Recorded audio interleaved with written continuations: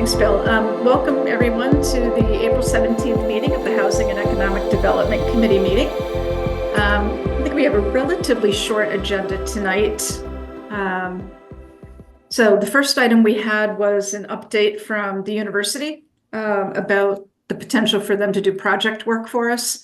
Tony Maroulis contacted me this afternoon and said he was unexpectedly pulled away. So we'll have to defer that to another meeting. I did have some conversation with him and hoping that, given the fact that we're almost at the end of the second semester, now is a great time to be trying to engage them to do some sort of summer project work. So kind of fingers crossed that we can work that out. And then next, turn it over to Bill. Next item on the agenda was just whatever update there might be on 40R and the smart growth right now. Okay. So I'll just loop back for a second to the prior one. I believe you all probably know by now that the former Mish Potato warehouse on Railroad Street has been sold. Mm-hmm. So to the extent that UMass, they were once interested in looking at Railroad Street as one of the projects. There are things are happening there, or more happening than were. So it's something to bear in mind. 40R is just getting its feet back under it.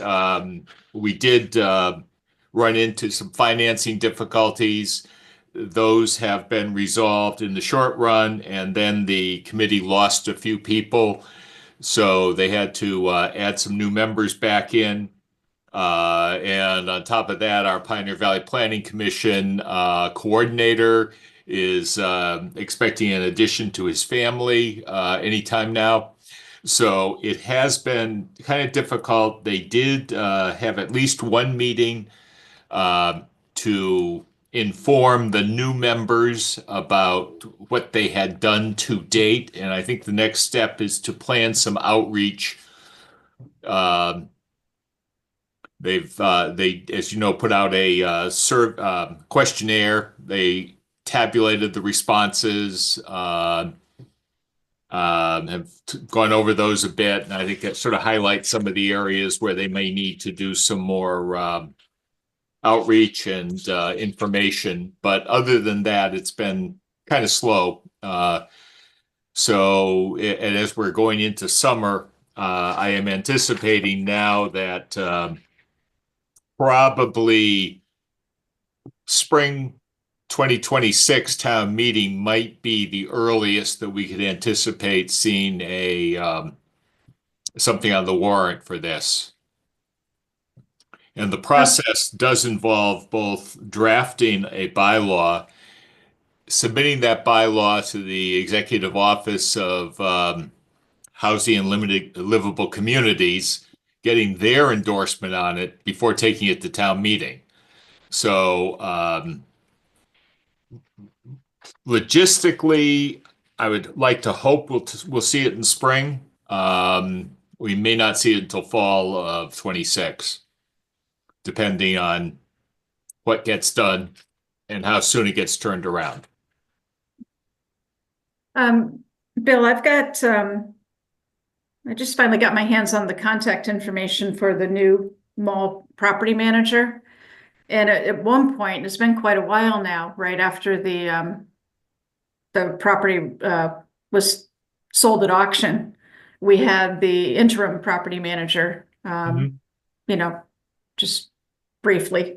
And I don't know if they're any further down the road, but I thought it might be useful to try to see if I can at least get some information out of the current property manager. If not, ask them to come in front of the committee just in case they have any ideas for that property at the moment.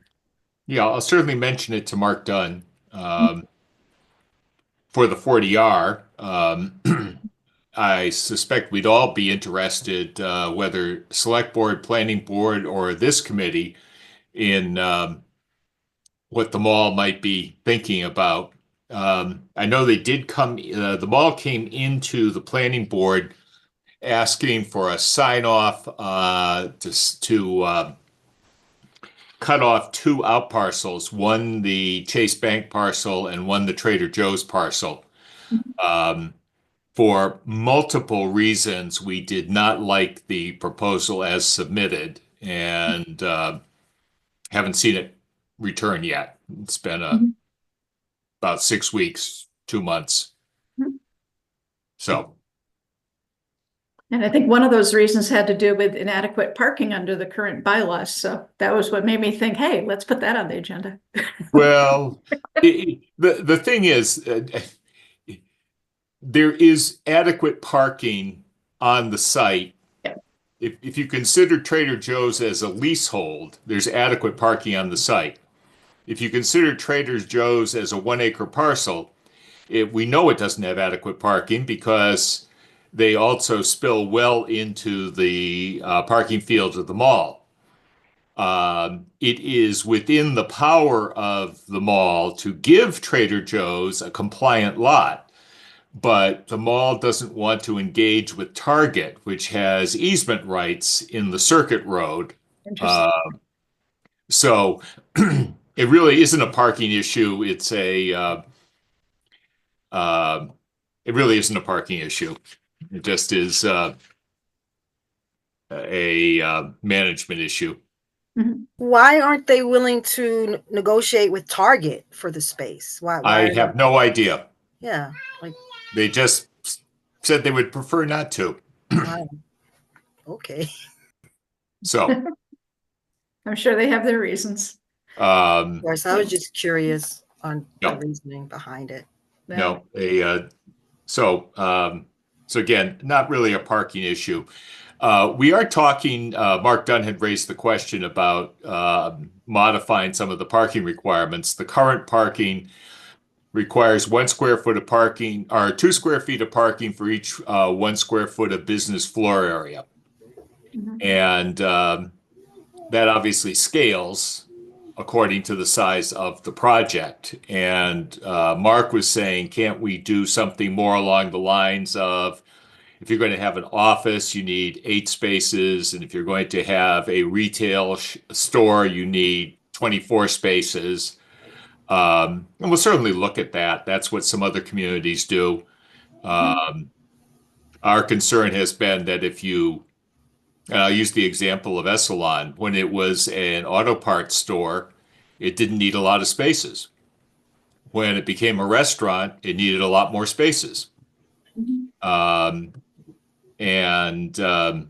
Its demand exceeded its capacity even when it met zoning requirements. So we'll see. We'll talk about it. Bring it up with Pioneer Valley Planning Commission as part of our ongoing contract going forward.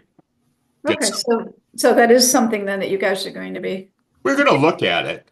But honestly, and I know you mentioned something at the select board meeting about looking at zoning to make development more feasible.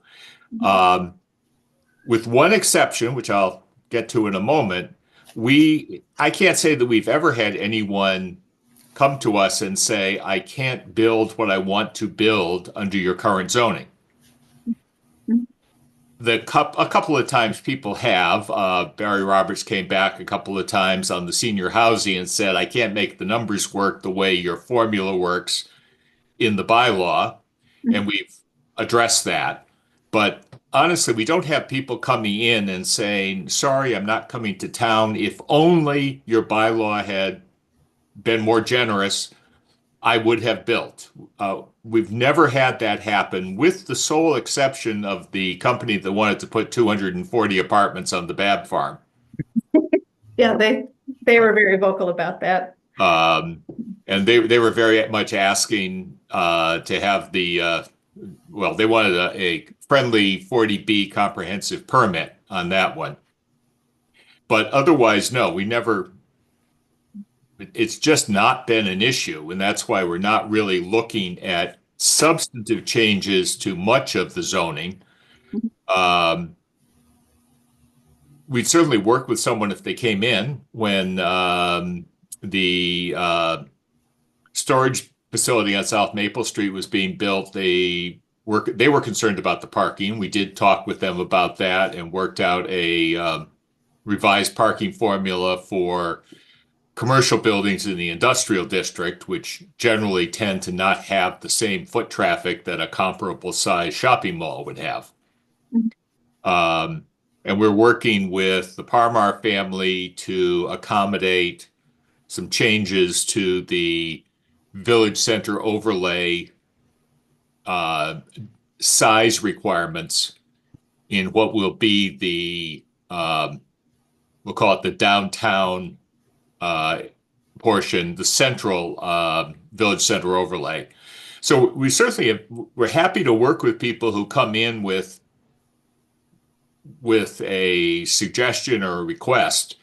But as I say, we really never have had anyone say, if only you had been, if only your bylaw was more friendly, we would have come. It just hasn't happened. Yeah, I think that's like it's a philosophical,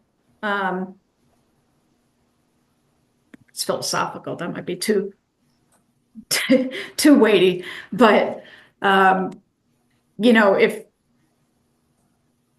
in towns where there does exist an in-house planner, there's me going on my soapbox again, but in those municipalities where you have somebody who's going in the other direction, where it's somebody from the town trying to figure out what the town would want, so that they can attract outside business, and then they identify these zoning types of issues, to work with the planning board to see if there's a feasibility, if we change this, then maybe we could attract whatever the town might be looking for, additional housing or, incubator space for companies that might want to come, to the university, that kind of thing.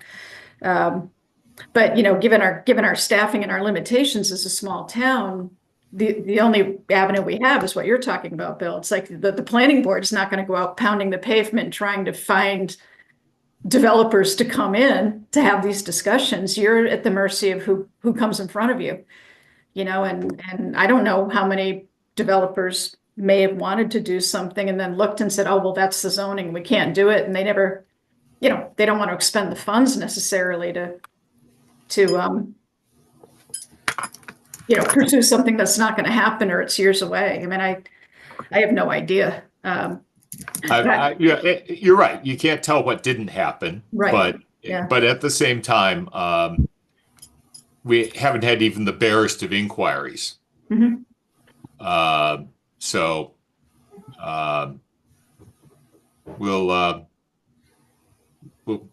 so we're taking some initiatives like 40R we're doing on our own. Right. But otherwise, we have a fairly expansive business district, although multiple uses are allowed. Really can't think of any use that, well, I suppose maybe there's something that on the list that someone thinks, so that doesn't include me, but they've never asked about it. Yeah. How about, you mentioned Railroad Street? And I think previously when in our meeting here, you were saying that it's really currently limited on what could be done there given the zoning. The parking requirements specifically, because the specific building that recently changed hands occupies 90% of its site. Mm-hmm. And that was something that was designed, it was designed as a warehouse when there was train service in there. Right, yeah. And the deliveries were probably by horse and wagon initially, and trucks coming in with product, dropping it off, and moving on. But I don't know what plans that sale went through with no permitting contingencies. Mm-hmm. So. And is that just the old brick onion warehouse or whatever it is, or is it that brick building plus the metal? It's whatever's attached to it. Okay. So and parts of it are falling down anyway, so. Yeah. So, but beyond that, I have no idea what we might see in there. Yeah, we'll see. That's actually a good candidate for a variance because it's unique in the neighborhood as to its dimensions and lot size and shape and so on. So, Yeah, so there is recourse, which is that in that Yes. case there is, but we'll just have to see what might come of it. yeah. So the other big thing that is happening, however slowly, is the accessory dwelling units. The state law was changed to say that any property that supports a residential dwelling is eligible to have an accessory dwelling. The accessory dwelling, neither dwelling needs to be owner occupied. But there are some constraints, setbacks, and particularly in Hadley, where many of us are not on the sewer system, septic. And there's been some recent guidance from the Department of Public Health that the Title V septic system requirements do apply to accessory dwellings. And that if you add an accessory dwelling to your house, you have to demonstrate that the capacity of the septic system will accommodate another bedroom. So that's going to be a constraint on, because there are a lot of parcels, I believe, like where Sean is, most of those parcels were minimum size at the time. And probably have a septic system sized for whatever the house that was built, whether it be 3 or 4 bedroom. Adding an accessory, whether attached or detached, would require basically expanding the septic system to accommodate another bedroom. And Bill, just for people, so you're talking about the streets off of Shattuck, that development? Correct. Yeah. And some of them are even smaller and probably would not support an accessory unit under any circumstances.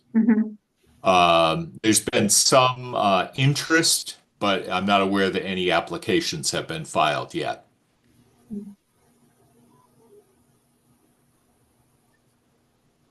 So we'll see how that plays out.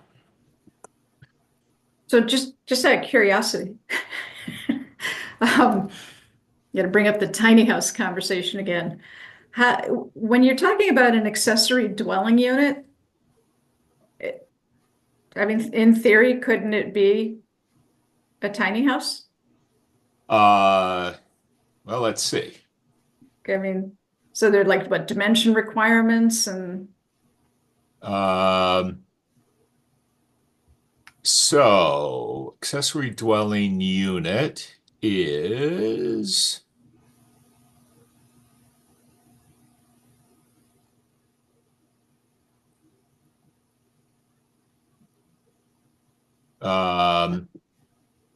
so hang on a sec. This is the definition of an accessory dwelling unit. Self-contained housing, inclusive of sleeping, cooking, and sanitary. Maintains a separate entrance, is not larger than 1/2 the gross floor area of the principal dwelling, or 900 square feet.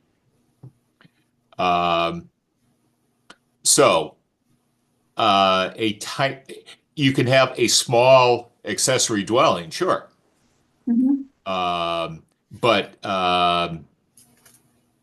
my belief is it would have to be, it'd have to meet building code.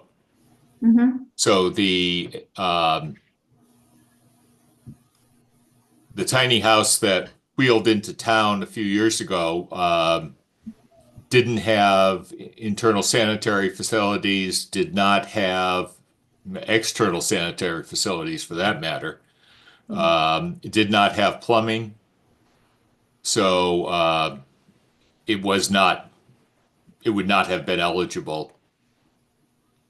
But you can have less than 900 square feet.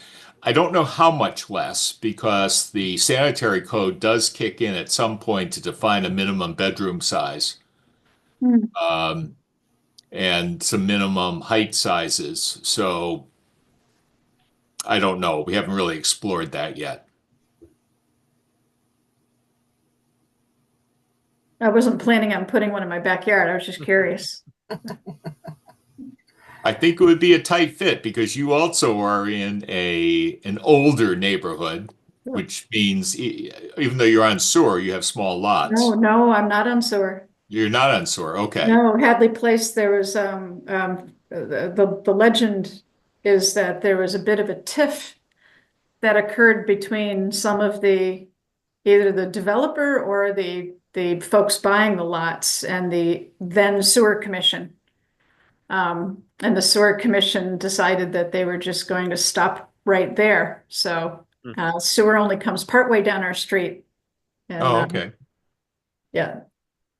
Last little group of houses were on septic. Okay. Well, then you would have to expand your septic. Mhm. And Title V talks about bedrooms. So even if the tiny house was basically a What just studio with happened? no separate bedroom, it's still, you'd need to expand the size of one bedroom. So, Yeah, we'll see what people come up with. yep. So that's an unfolding story. Okay. Then the other item, planning projects under review, very, very little. We have someone who wants to put a used car lot opposite Hopkins Academy. Yeah, Uh, I read that. and which is not going to be a revenue producer for the town, and a 900 square foot coffee shop next to Jiffy Lube, which likewise is not going to be a big money raiser for the town. We did approve a perimeter plan for the Bab Farm, but we don't have any project filing for senior housing on that site yet. Don't know when we might expect that. I know there are a couple of other projects that Mr. Roberts is working on presently. So I'm sure he'll get to it, but I'm not sure when. And we do have an article on town meeting, as I mentioned, that would modify some of the structural size requirements for senior housing. The Parmars, and I think you may remember they made a presentation to this board, among others. They proposing to put 2 3-story senior housing apartment blocks on the Village Barn site. I don't think they're going to take down the Hadley Meeting House, but I think they're going to take down the small shops that are in front of it. Yeah. And that is so first of all, they have to get through town meeting next week, and then that may be coming down the road sometime. Is Manny's going to be taken down as well, or no? No, I think not. It's on the other side. Right. The buildings that are over on the other side probably are at least 40 to 50 years old. Mm-hmm. So they probably have outlived their economic usefulness. Mm-hmm. And they don't seem to be, a couple of them are occupied, but many are no longer occupied. Okay. So they're not displacing anyone. Okay. But as I've said, planning board's a leading economic indicator of what's happening, and we don't have a lot in the pipeline. Mm-hmm. So some of the small projects like the dentist's office that is under construction, we may see that come onto the tax rolls for next fiscal year. But if it's not in permitting now, the likelihood of anything breaking ground in 2025 is the window is closing. Mhm.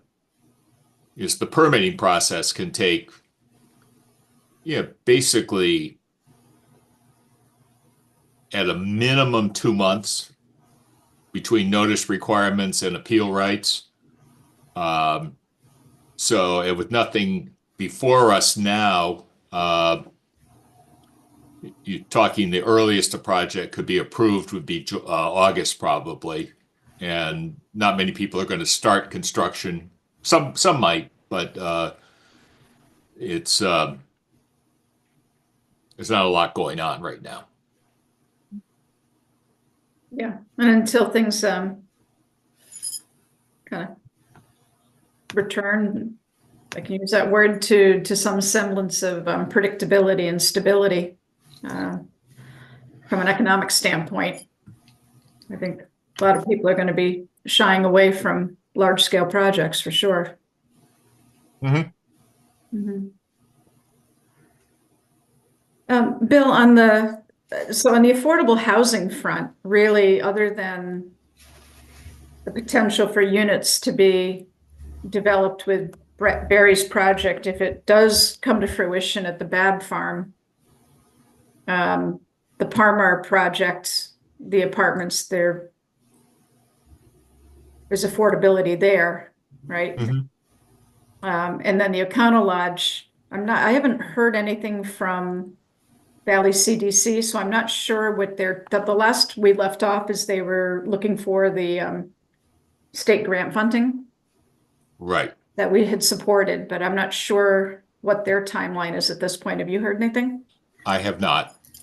I And- attended a meeting in March, Mark and I, with Laura Baker from the CDC, and she stated that what they're waiting for now is just the state funding to move forward. And we discussed the other projects that have been done as far as in Northampton and so forth. But as far as going forward with the O'Connell Lodge, they're just waiting for the state funding so they can move forward. And she didn't have any sense of timing on that, Crystal? Is it at the No. mercy of the state budget, I would imagine? Yeah, she didn't have a time. I did ask her, does she know when this would happen? And she said, no, they don't have a timeline. And there was a subcommittee formed in regards to the O'Connell Lodge project. People are getting together just to be a voice or an advocate for the O'Connell Lodge. And it was a few of us there.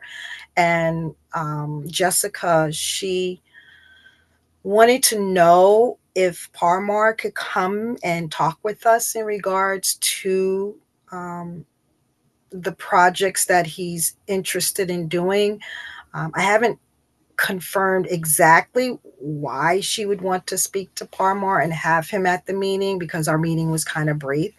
But I can definitely get back to you and let you have and provide you with additional information to what the purpose of Parmar would be in that meeting. But other than that, it's a group of us that are coming together to advocate for the O'Connell Lodge, to keep up on what's happening with the O'Connell Lodge, and to be in touch with several resources that Laura provided to us in Amherst. And it's a person in Amherst who has actually done a project like O'Connell Lodge before. I do apologize for not having the names available. I can definitely email the information to everyone on the board if you'd like. Yeah, no, thanks for that update, Crystal. Sure, thank you. So our understanding of the Parmar project is that they are positioning that as rental units versus condominiums. There will be an affordability component of, I forget if it's 20, I think we have 20%, but whatever our affordability component is, the way the state counts rental property, as long as it's at least 20% affordable, all of the units will be counted towards the affordable housing inventory. Okay. Even the ones at market rate. Right.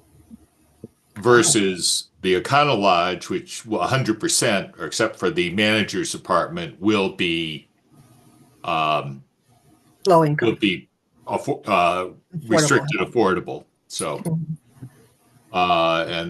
with the Barry Roberts project, there will be an affordability component, but he does, I anticipate, I think, doing the individual units as condos and perhaps keeping a couple of units, or he hasn't gotten into giving us any idea, but he may keep some units just as rentals for affordability purposes.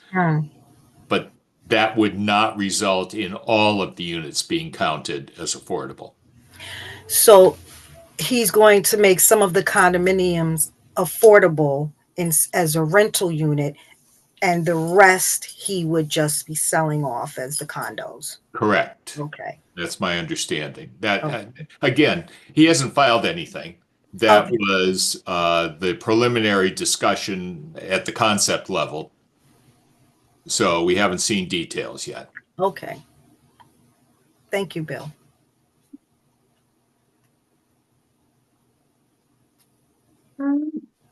So want to try to see if we can get back on track with the university, make sure they're aware of the fact that there's movement on Railroad Street, since that was one of their projects.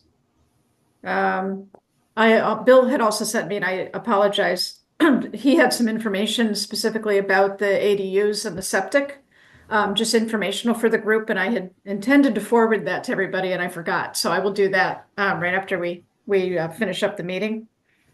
I'm going to approach the mall again to see if maybe we could get an update from them in some way. Is there anything else anybody'd like to see on a future agenda?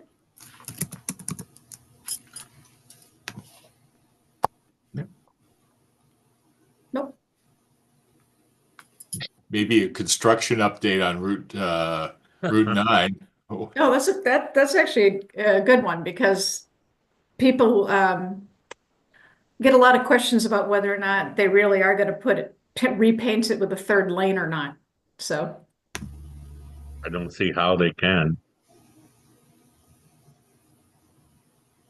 we shall see. So I suspect, from what I've seen elsewhere, that it's not going to be a continuous third lane, but it'll just be at wide spots. yeah, certain pockets of it. I think that's the case too, but we haven't talked to them about it in quite a while. So, But that's the legend we were all fed. Yes. Start the project. It was supposed to be 2 lanes for the whole way, both sides. How could it be so? I don't know. Okay, yeah, that's a good one to add. Anything else? No. If not, for anybody who has a long weekend, I hope you enjoy your weekend and whatever your festivities are planned for the weekend. And hopefully we can actually get some decent weather where we could not have high winds and drought conditions, and we can burn some of that brush in the backyard. So that's what I'm crossing my fingers for. Fingers crossed. I wish the same for everyone. Just enjoy your weekend and enjoy family if you can. Yeah. Thank you. So I'll make a motion to adjourn. I Second. Oh, All right, motion made by Bill. I'm gonna give the second to E. And all those in favor? Aye.